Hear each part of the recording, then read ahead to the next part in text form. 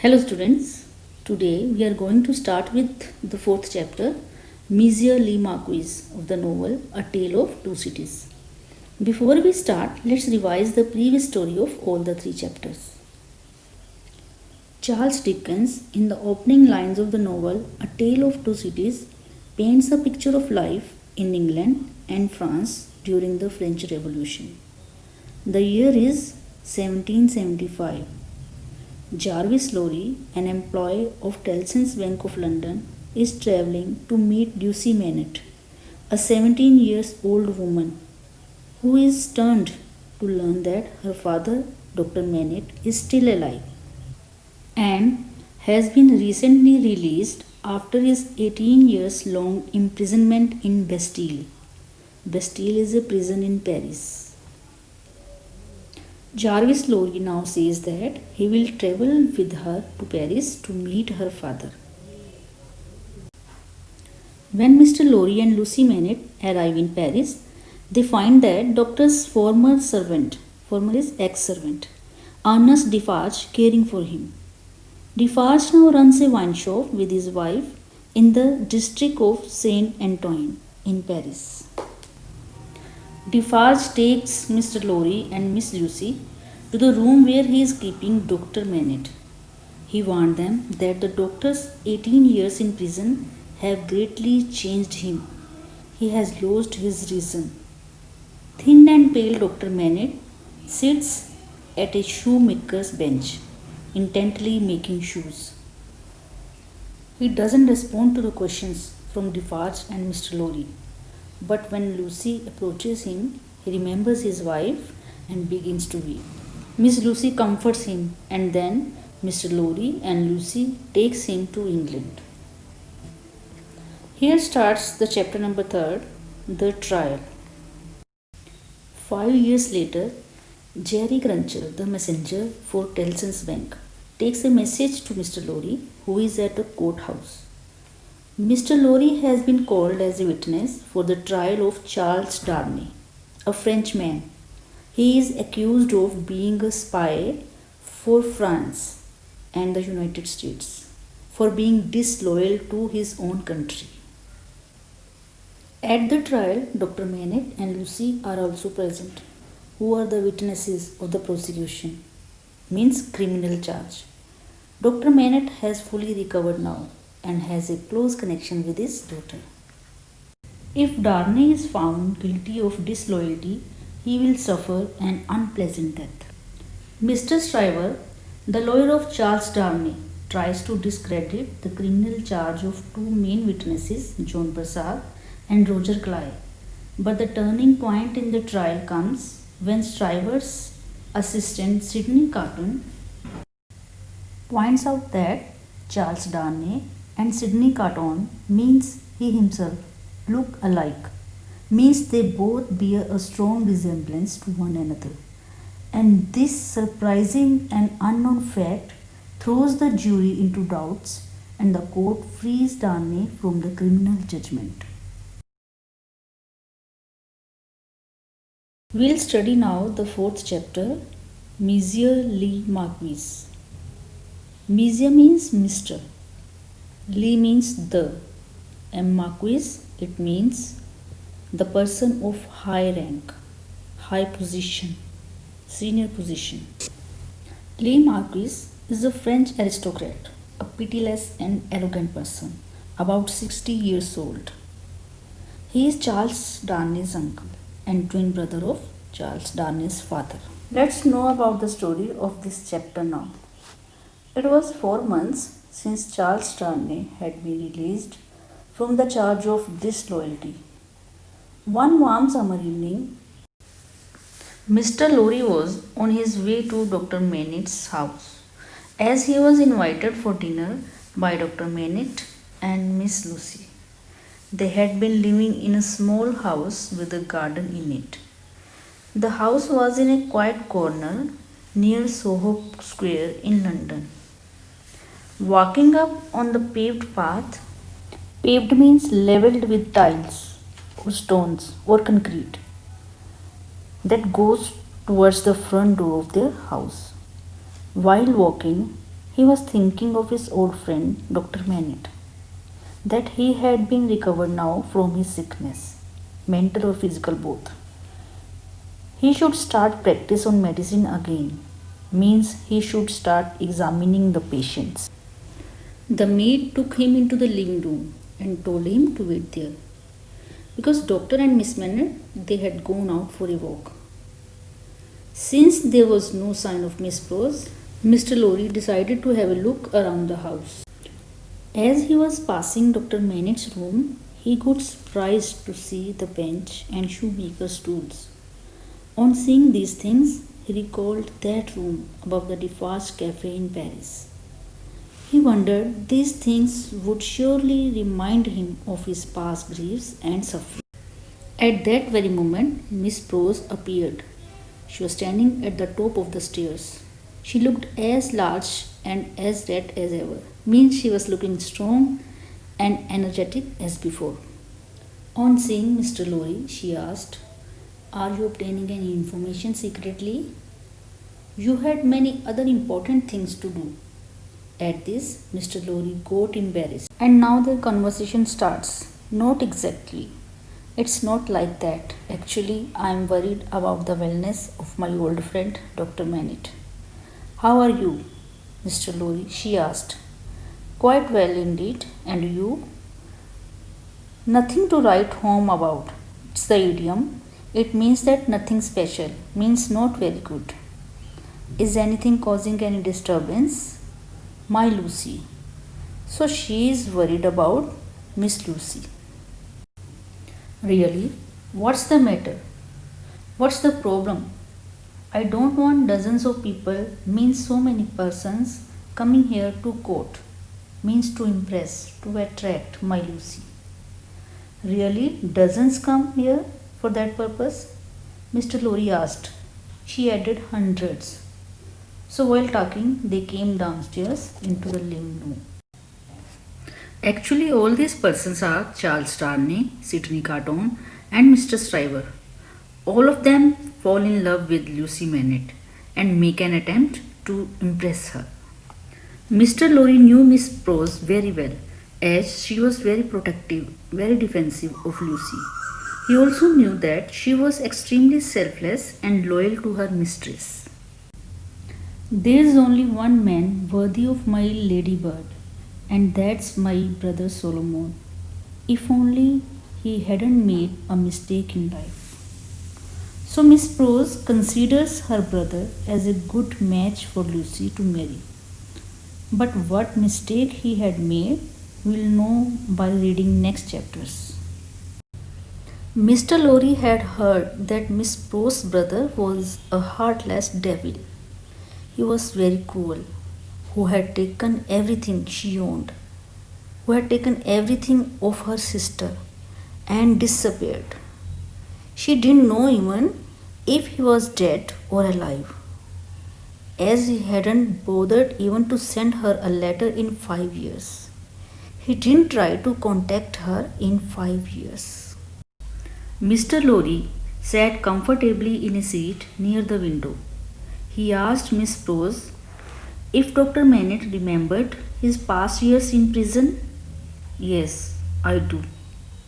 "And do you think that he has any idea why and by whom he was put in prison for so many years?" Miss Prose tells that she doesn't suppose, but Miss Lucy, she thinks he has. Dr. Manet always remains absorbed in these thoughts indeed. He sometimes gets up in the midnight and starts walking back and forth. At this, Lucy goes to her father and accompany him. Chapter 4, page 47. Mr. Lorry then learned that many times Doctor gets engrossed or absorbed into his inner world, into his past life, and then he sits at his shoemaker's bench for hours, for days, and starts making shoes. And during that time, it is impossible to talk to him. Soon, Lucy and Dr. Manet came back from their walk, and they all had their dinner. Dr. Manet was looking well than before. and Lucy with her pink cheeks. After dinner, Charles Darnay arrived and joined their company in garden under tree. Then they all started talking about sights they had seen in London. Charles began talking about the town of London, where letters of alphabet are carved. Carved means are printed or marked on the walls of one of the prison. Dr. Manette went pale. He got nervous as Darnay started talking about prison.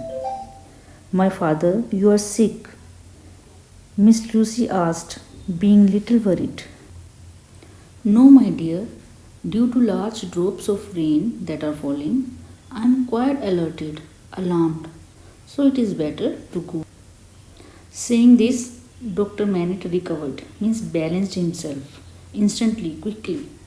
It was true, the rain really was falling in large drops, as Doctor showed the back of his hand with raindrops. Doctor didn't utter a word about the Tower of London. However, Mr. Lorry was suspected that there is surely something hidden in the mind of Dr. Manette, which he recalled and got nervous. Just when Miss Prose was going to serve tea, at that very moment Sydney Carton arrived and joined others sitting near the window. Although it was raining heavily, yet the night was extremely hot and steamy, means covered with steam. Dr. Manette noted that the raindrops are still falling, large, heavy, and few, not enough. It is slow. Sydney Carton added that it will surely come. In the streets, people were running with great hurry to find shelter and trying to get inside before the storm broke. The room was filled with echoes of the footsteps of the people running through the streets, even though no one could actually be seen walking there. After they had listened the echoes for a while, it felt like so many people, yet no one was there. Isn't it strange or impressive? Said Lucy. Then she added that I have sometimes sat here alone in the evening, listening all the echoes, and I have imagined that all these echoes of the footsteps are the echoes of the people that will soon come into our lives. Actually, Lucy was visualizing or presuming some misfortune or adversity that they had to face in the coming days.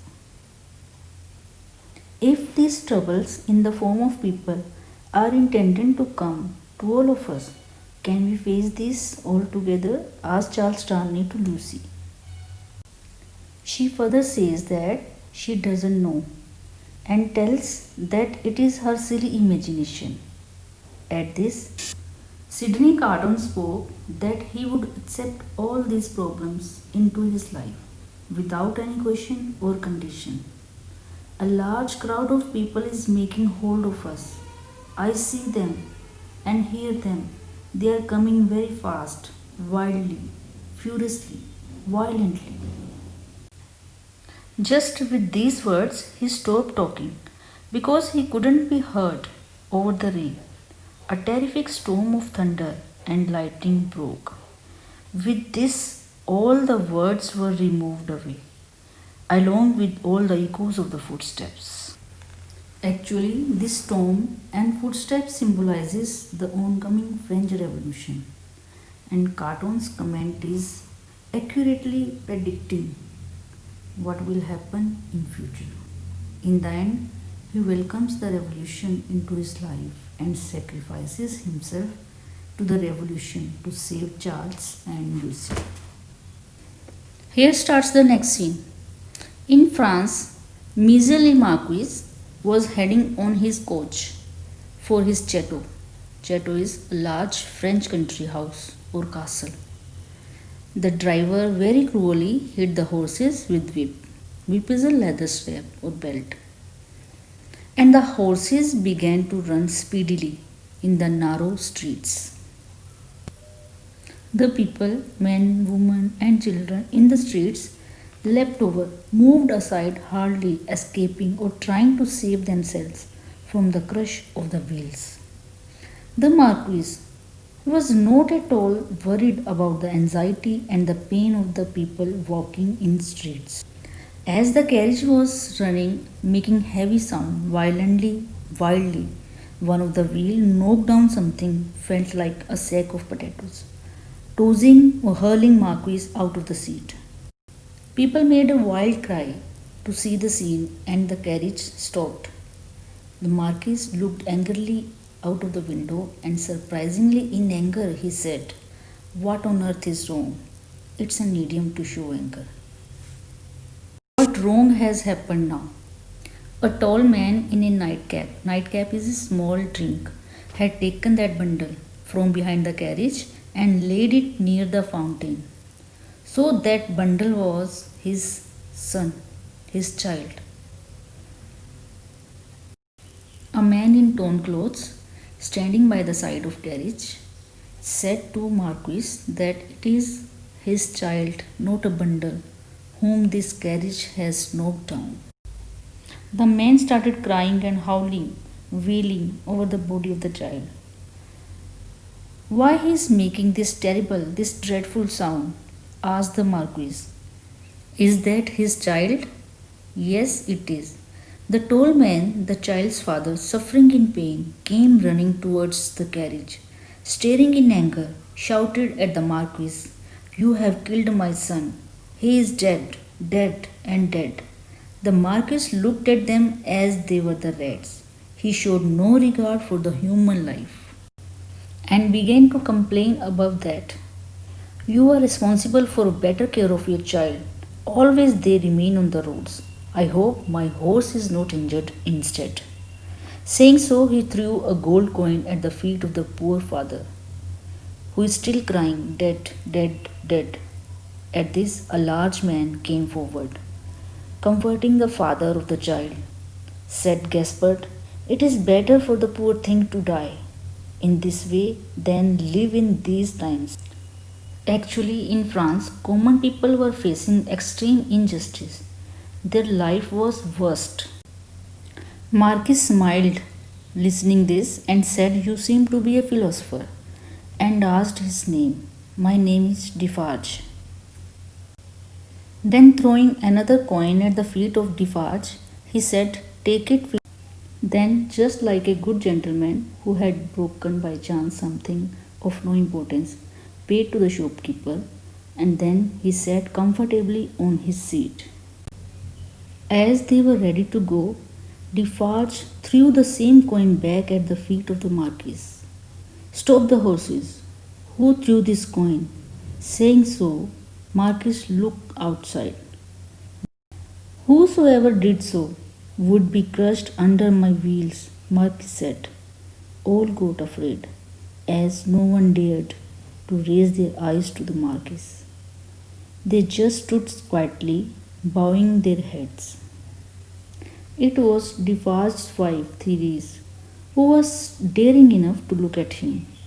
She was standing and knitting with strong and firm attitude. But the heartless and cruel person didn't notice the hatred and disrespect that was shown in her eyes. Page 52. Then the Marquis travelled through the open country, means land covered with thick vegetation. There were patches, fields of poor wheat on both sides of the road. Soon the carriage rumbled, moved with a sound towards Top Hill, to a poor village where there was only one poor street, one tavern, an inn, and a stable yard, horses' stable. The people, due to overwork, were so weak and unhealthy. They were bent and hungry. They were doing too much work, but not sufficient food they were getting, as whatever they were earning was going to pay taxes for the state, the king, the church, local and general taxes. It seemed as they were earning only to pay taxes, and only poverty was left behind for them. On the halfway through the village, Marquis ordered his driver to stop as he noticed a workman was watching the carriage. On asking, the workman told that a man covering with dust was hanging from his carriage and then jumped off and ran into the forest. The Marquis called out M. Gabelle, who is the postman, tax collector, and the policeman of the village, and told him to find and arrest that particular man. The order was accepted respectfully. By the onset of dusk, twilight, the Marquis reached at his grand, very big chateau, means castle, and inquired about his nephew's arrival. The butler, the chief male servant, replied in no. During supper, evening meal, the nobleman, means the person of high position, the Marquis, was thinking about the event of the day. As he looked out of the window in the shadowy garden, he noticed a figure moving among the trees. He mistook that figure as his nephew.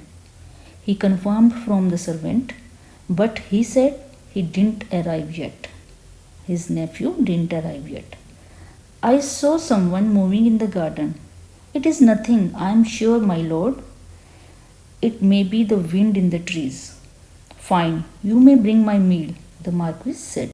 Soon, the very Frenchman who was released from the charge of treason, disloyalty at the Old Bailey, arrived and joined the Marquis for supper.